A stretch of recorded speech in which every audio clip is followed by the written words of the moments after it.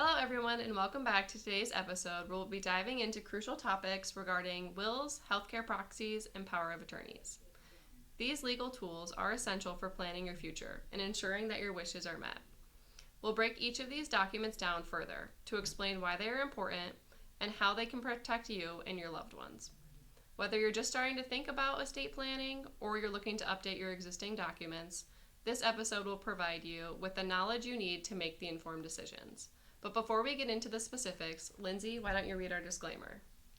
This podcast is being recorded on October 4th, 2024. The contents of this podcast are strictly for informational purposes only, and nothing said should be taken as investment, tax, or legal advice. It is important to discuss your situation with a professional, as the strategies discussed may not be suitable for you specifically. So as we dive into this topic today, Leyah, what is an estate plan and who really needs one? So an estate plan is a crucial part of your overall financial plan. It's really important to work with a knowledgeable professional to achieve those wishes that I mentioned before. That's the ultimate goal. Regarding who needs an estate plan, I would say everyone. No matter if you've just turned 18 and you're looking to go into college, it's something that you should get established early. So Leyah, what makes up a well-designed estate plan? So we're going to get into this a little bit further, but as I mentioned before, there's your will, your power of attorney, and your healthcare proxy. There might also be a few more documents that are specific to your state, so it's important to look into those. So as we get started, the first thing that we're going to discuss is wills. So Lyndsey, why don't you tell us a little bit more? A will is a legal document that outlines how you want your assets distributed after your death. It's not for just the wealthy, it's for everyone, whether you're graduated and in the workforce, younger, or whether you're in retirement and have no children. You always want to have a will in place to show where your personal assets are going. After that, and you have your wishes aligned, you'll want to designate guardians if you have minor children, or specify who gets your belongings, even your pets. It's a powerful way to ensure your legacy is handled according to your desires. Keep in mind that without a will, the state decides what you get, so your wishes might not be met.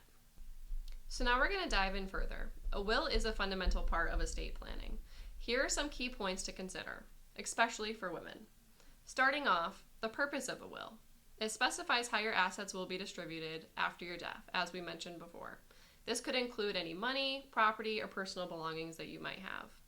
Women often manage household finances and may have specific wishes for how they would like them distributed. Also, as Lyndsey mentioned, if you do have minor children, a will allow you to designate guardians for them. This is crucial, especially for any single women or primary caregivers. You can appoint an executor to manage your estate, ensuring that your wishes are thought out thoroughly. This can be someone who understands your values and what your priorities are. It could be your children, a relative that's close to you if you don't have children, or be sure to speak with your financial advisor at any third parties out there that could be in the executor role. This is a very important role to think out thoroughly when planning your estate plan. Other things like specific bequests, you can leave certain items, an amount of money to individuals or organizations. Charitable giving is something to consider in here. And also considering any other sentimental items or family heirlooms you'll want to pass down. Once you have your specific bequest passed down and your debts are paid, you'll also want to think of anything that might be left over with the estate. It's important to specify how you might like these items divvied up at the end. Also, keep in mind that it's important to continuously update this as you go through major life events such as marriages, maybe a divorce, birth of children. These significant changes will impact your financial plan, so make sure you consult with a professional to take a look at your estate plan. It is important to mention that things like bank accounts, IRAs, 401ks, or any other type of investment vehicle can have beneficiaries named to them. This means that they do not go through your will. You can go to the bank and set this up with someone or talk to your financial advisor to ensure that this is in place. Now, let's talk a little bit about healthcare proxies.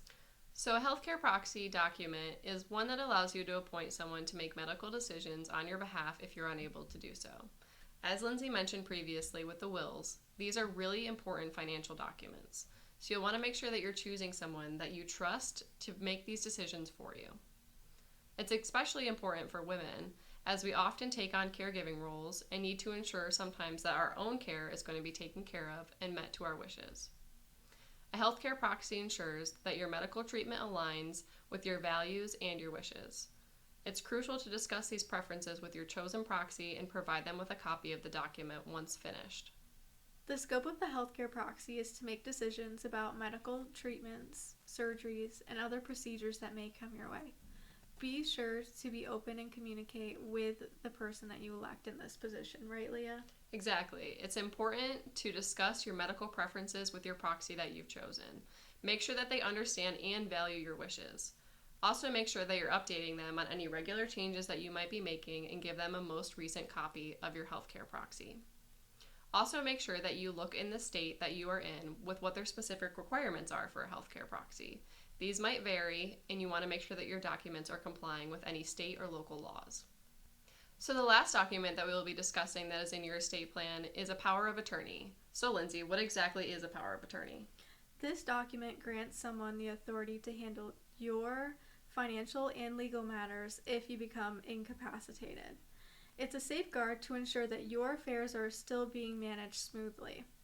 A power of attorney can be a broad or limited depending on what your needs are.